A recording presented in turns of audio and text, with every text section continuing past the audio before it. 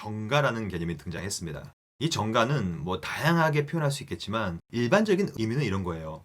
어떠한 사람의 허물이라든지 책임이라든지 의로움이라든지 이런 것들을 남에게 넘기고 남에게 이렇게 돌리는 의미를 말합니다. 이것을 이제 정가시킨다는 것인데요. 그러니까 책임과 허물과 의로움 같은 것들을 이렇게 넘기는 의미죠. 정가시킨다라는 개념이에요. 근데 요즘 신학적인 흐름 가운데서는 이러한 정가 개념을 성경적이지 않다, 뭐 성경에 나오지 않는다라고 하면서 배척하고 이것을 막 거부하고 이것은 옳지 않다라고 얘기하는 사람들이 일부 좀 있다고 생각합니다. 근데 결론부터 말씀드리면 저는 이 성경이 정가 개념을 정확히 말하고 있다고 생각해요. 그러니까 오늘은 그것을 하나씩 보면서 정가 개념이 무엇이고 성경은 뭐라고 얘기하고 있고 또한 여러분과 저한테 이 정가 교리가 어떠한 의미를 지니는지를 좀 보려고 합니다. 첫 번째는 그러면 이 정가라는 것을 정확히 어떻게 이해할 수 있는가? 정확히 말씀드리면 정가는 단일 정가는 아니고요. 이중 정가라는 것이 있습니다. 그러니까 정가는 기본적으로 이중적인 것인데요. 이것을 성경을 보면서 좀 설명드리려고 해요.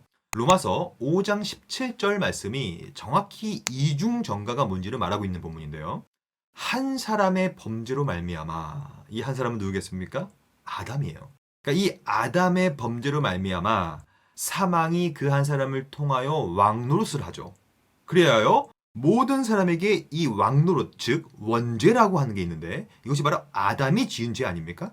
이 아담이 지은 허물, 죄의 책임들이 왕노릇하여서 모든 사람한테 임해버린 것이죠. 이것을 그래서 아담의 원죄의 정가라고 부르는 거예요. 그렇죠? 근데 여기서 보면 더욱 은혜와 의의 선물을 넘치게 받은 사람들은 한 분 예수 그리스도를 통하여 생명 안에서 또 왕노릇해요. 그러면 이건 무슨 말이냐면 예수를 통하여서 생명과 그의 의로움이 또 왕노릇하여서 우리에게 전파되고 우리에게 전가된다는 의미거든요. 그러므로 아담의 죄가 온 인류에게 전가된 것처럼 그리스도의 의로움이 또한 그것을 믿는 사람들에게 전가되기 때문에 이것을 이중 전가라고 부르는 거예요. 물론 성경은 전가라는 표현을 쓰지 않습니다. 하지만 쓰지 않는다고 해서 그 원리라든지 그 개념을 말하고 있지 않은 건 아니거든요. 그러니까 오늘 우리가 본 이 로마서 5장 17절 맥락도 그렇고요. 이 로마서 5장 맥락 전반적으로 봤을 때 언제나 아담의 죄와 그리스도의 의로움이 우리에게 전가된다는 소위 이중 전가 개념을 말하고 있기 때문에 이 자체를 성경적이지 않다라고 볼 수는 없다라고 생각하는 것이죠. 그럼 두 번째로, 그럼 이 이중 전가가 맞다면 정확히 무엇이 전가되는가를 봐야 되겠죠. 즉, 정확히 아담으로부터 어떤 것이 우리에게 전가되었는가를 봐야 되고요. 또한 반대로 그리스도를 통하여서 어떠한 것이 우리에게 전가되는가를 봐야 되겠죠. 이것을 뭐라고 하냐면 전가의 내용이라고 불러요. 이 내용은 뭐냐? 첫째, 아담으로부터는 죄의 결과라고 하는 죄의 책임, 그리고 죄가 우리에게 주는 결과인 부패, 오염이라고 하죠. 그리고 죄의 궁극적인 결과인 사망까지 우리에게 넘어옵니다. 그러므로 왜 우리는 죄인이냐면 아담의 죄의 책임과 그의 오염과 부패와 또한 그가 갖고 있는 법정적인 책임인 사망, 죽어야만 하는 그 세 가지의 결과물들이 우리에게 전가되는 거예요. 그러므로 우리는 죄인이 되는 것이죠. 그러면 예수님으로부터는 뭐가 넘어오는가? 예수님으로부터는 바로 예수님의 의로움이 넘어옵니다. 그러므로 죄인의 반대가 뭡니까? 의인이잖아요. 왜 우리는 죄인이냐면 아담으로부터 받았기 때문이고, 왜 예수를 믿는 사람은 의인으로 인정을 받냐면 그리스도의 의로움을 우리한테 전가시켜주기 때문에 우리를 죄로 보지 않고 의인으로 인정을 하는 것입니다. 이해하셨겠죠? 결론은 무엇이 넘어가는가? 바로 죄의 책임, 형벌, 사망, 부패, 오염들이 넘어오고요. 그리스도의 의로움이 또다시 넘어오는 것이라고 이해하는 것이 좋을 것 같아요. 그럼 세 번째로는 그럼 이게 왜 가능한가? 왜 이러한 이중 정가 개념들이 가능할 수 있는 것인가? 그 근거는 바로 언약입니다. 정확히 표현하자면 언약적 대표성이라고 불러요. 무슨 말이냐면 아담은 우리의 모든 인류의 언약적 대표로서 기능합니다. 그가 최초의 인간이었기 때문에 그렇죠. 그러면 이 언약은 누가 만든 것이냐? 바로 하나님이 만드신 것입니다. 하나님께서 인류와 맺은 약속이죠. 아담이 우리 모든 인류의 언약적인 대표이다. 그러므로 언약적 대표는 언제나 연대성을 갖고 있죠. 또한 대표성을 갖고 있지 않습니까? 아담이 죄를 지은 그 죄악이 대표성을 가지기 때문에 모든 인류에 연대적으로 미치게 된 것이죠.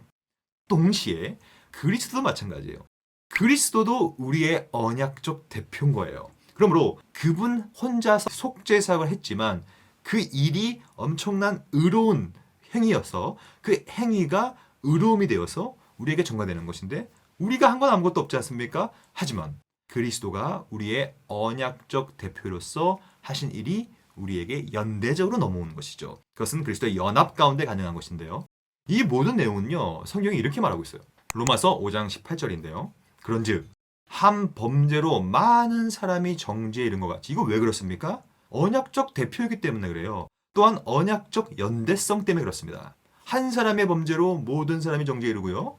또한 반대로 한 의로운 행위로 말미암아 많은 사람이 의롭다 하심을 받아 생명이 이르게 되는 거예요. 이거 왜 그렇습니까? 이것도 언약적 대표로서 그리스도께서 언약적 연대성 가운데 자신의 의를 우리한테 전가하셨기 때문이다라고 이해하는 것입니다. 이것을 좀 다른 표현으로 쓰자면 바로 아담을 그래서 첫째 아담이라고 부르고요. 예수님을 그래서 둘째 아담이라고 부르는 거예요. 첫째 아담이 실패함으로 모두가 죄인이 되었지만 둘째 아담이 성공적으로 자신의 언약을 성취하심으로 이제 모든 사람이 예수를 믿는 사람이 한해서 의인으로 인정을 받게 되는 것이죠. 이 모든 내용들을 성경에 비추어서 한번 정리하고 적용하고 맞추려고 합니다. 로마서 5장 19절인데요. 똑같은 내용이 계속 등장해요. 로마서 5장에 보면요. 한 사람이 순종하지 아니함으로 많은 사람이 죄인 된 것 같이. 이게 뭡니까? 전부 다 이건 정가 개념을 말하는 거예요. 동시에 정가는 단일 정가가 아니라고 했죠. 이중 정가 개념이 또 등장합니다. 한 사람이 순종하심으로 많은 사람이 의인이 되리라. 정확히 오늘 우리가 다룬 그 내용이죠. 하나 더 볼까요? 로마서 3장 21절부터 22절도 딱 이 얘기를 하고 있어요. 이제는 율법 외에 하나님의 한 의가 나타났다. 예전에는 율법으로 막 뭘 하려고 했는데 안 된 거예요. 그렇게 해봤자 우리는 죄인임을 인정할 뿐인 거예요. 그래서 한 의를 보냈어요. 그 의는 누구냐? 율법과 선지자들에게 증거를 받은 자인데 곧 예수 그리스도를 믿음으로 말미암아 모든 믿는 자에게 미치는 하나님의 의인이 차별이 없느니라.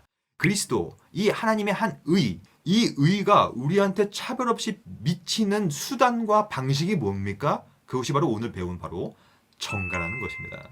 그리스도의 의는 이렇게 정가라는 개념을 통하여 우리한테 우리 것이 우리의 유익이 된다라고 정리하면 좋을 것 같습니다. 이렇게 적용하고 마치려고 해요.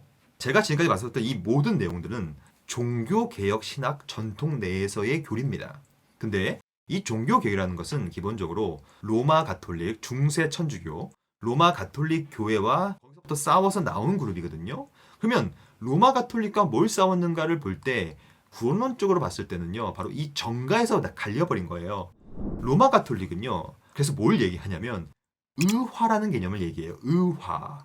의화는 뭐냐면 여러분과 제가 열심을 다하여서 의롭게 될 수 있다는 개념이에요. 근데 종교개혁 신학은 의화는 안 되는 겁니다. 라고 계속 외친 거예요. 의화가 될 수가 없고 내가 열심히 했다고 해서 의롭게 될 수가 없는 것입니다. 이렇게 얘기하면서 반대로 칭의 개념을 얘기했어요. 이 칭의 개념이 오늘 우리가 다룬 정가 개념의 결과예요. 즉 예수님께서 우리가 의가 없기 때문에 하나님의 한 의인 예수님의 의가 우리에게 믿음으로 전가될 때 우리가 스스로 의롭게 되는 것이 아니라 우리는 여전히 죄인임에도 불구하고 그리스도의 의의 전가를 통하여서 의롭다고 인정을 받는 것이거든요. 여전히 죄인임에도 불구하고.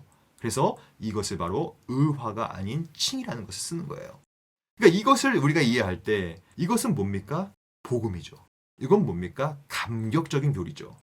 왜냐하면 내가 한 건 없는데 그리스도의 의를 전가받아서 의롭다고 인정받는 거기 때문에 그렇습니다. 그러니까 오늘 하루 우리가 할 건 뭐냐면 그리스도를 믿음으로 그분의 의를 전가받음으로 의인으로 인정받는 이 감격적인 복음에 푹 젖어서 하나님 앞에 감사하는 삶을 살아갈 수밖에 없다는 것이 오늘의 적용점입니다. 오늘 하루도 정가를 주신 하나님을 찬양하며 그 앞에 순종하시는 저와 여러분들 되었으면 좋겠습니다. 여러분 수고 많으셨습니다. 감사합니다.